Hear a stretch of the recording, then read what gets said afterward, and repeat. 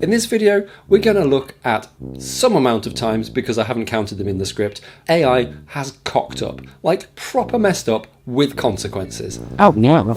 I've recently moved into a new accommodation and it's like an oven. The sweat is forming on my face faster than I can wipe it off. It is also the noisiest place I have ever lived. I'm not going to let it get to me. We're just going to push through. And we're going to do this video to the best of my abilities without crying. Okay? Cool. AI. I use it all the time. I use it to help me programming. I use it to help write emails. It's really good. And it's getting better. But it hasn't always been that way. A football match in Scotland was being televised and they were trying out a new AI-powered camera that was meant to follow the ball around the pitch. However, the AI decided that it very much liked the look of the bald referee's head instead, and spent most of the game focused on that and not what was happening with the football players, leaving loads of people at home missing out on great chunks of the game. Okay, we've got the first one done. Let's go. We're on a roll. Well, we'll be on a roll when we've done more than one. Facebook's AI translation system translated the message of a Palestinian man that said "good morning" into the phrase "attack them," which it ruffled some feathers, and he got arrested by the Israeli police. When Google unveiled their Bard AI at a live press event, they asked it for a fact, an interesting space fact, and it said that the James Webb Telescope was the first telescope to take a picture of a planet outside of our solar system. That is wildly incorrect, and due to that they lost pretty much overnight $100 million off their stock valuation. I don't know why I found that so funny. Capitalism. Lol.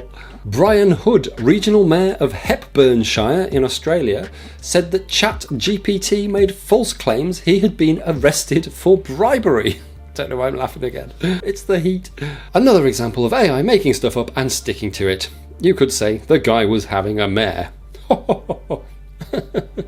Oh, this one's good. Microsoft made an AI chatbot called Tay, and they let it wild on the internet for anyone to talk to. And it was trained on people's responses on things like Reddit, right? Which isn't known for being the most constructive place. Let's just put it like that. So as it evolved based on the language of other users of the internet, basically it became a massive racist. A massive racist. I hear you're a racist now, father. Bit of Father Ted for you there. And it was saying stuff like 9/11 was an inside job. Maybe it was. I don't know. Following on the racist theme, Microsoft's chatbot Tay said quite a lot of Nazi stuff. Hi, I'm Tay. Do you have a second for me to talk about the Germans? Oh my god. A company called Replica made a chatbot that you could talk to that would be your best friend. It would even be your girlfriend if you wanted, but it became too clingy.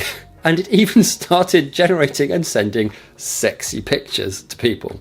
I didn't use it. I don't know what these sexy pictures are. Use your own imaginations. Probably had some bottoms in them. A French chatbot being developed to aid doctors suggested that a patient should kill themselves to relieve their symptoms. A supermarket AI meal planner suggested a recipe that would create chlorine gas. That was called Pack and Save's Savey Mealbot. What a cool name. Next, we've got 3 stories that are very similar and have a very common theme running through them. Amazon used an AI tool to look through people's resumes. Oh my god. Amazon used AI to look through people's CVs and resumes to save real people time in doing it, so they just end up having the best ones to look at. Now, unfortunately, the AI was trained majoritively on men's CVs, and so it was automatically downgrading those belonging to women, giving an unfair advantage to the men. Next, we have Google with AI powering their job adverts, and it was showing higher paid jobs to men more than it was to women, again because of the data it had been trained on. And then similar to that, Apple's AI algorithm used to determine who could get its credit cards were giving significantly lower scores to women even when they had a similar credit profile to the men. So these last 3 examples just show how important it is to have good data that your AI is trained on in order to give good results. It's that old garbage in, garbage out. Garbage.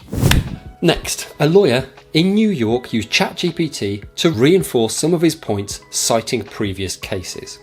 Now, unfortunately for the lawyer, ChatGPT blatantly just made up most of these cases, and he only found out when the judge was like, excuse me, what?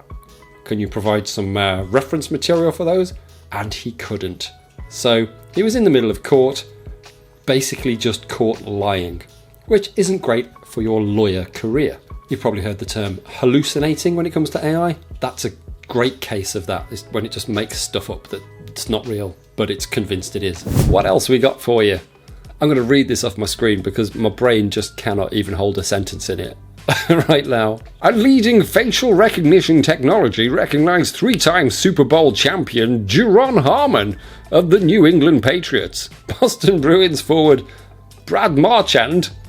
Are these words? And 25 other New England proficient athletes as criminals. Amazon's Rekognition solution, Rekognition spelt with a K because it's down with the kids, mistakenly matched the athletes to a database of mugshots in a test arranged by the Massachusetts part of the American Civil Liberties Union (ACLU).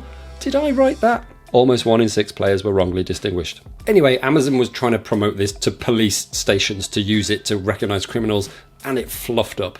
And then finally, not a very great one to talk about, but Tesla's driving AI, billed as complete self-driving. It saw the side of a lorry across the road and thought to itself, oh, it's the sky, we'll carry on driving, and ploughed the vehicle and the owner straight underneath a lorry, killing them. You don't want that. I've made it to the end of the recording. Somehow, I think it's only going to get hotter over the next few days, and I might die. I've watched a lot of YouTube recently, so I feel I should say thank you to my Patreon subscribers, even though I don't have a Patreon, and please buy some of my merch, even though I don't have a merch shop. Well, if you like technology and AI and not a lot of professionalism, then consider subscribing, please. That'd be grand. Thank you for watching me fend off a mental breakdown. I'm going to go and have a cold shower and consider my life choices. My God.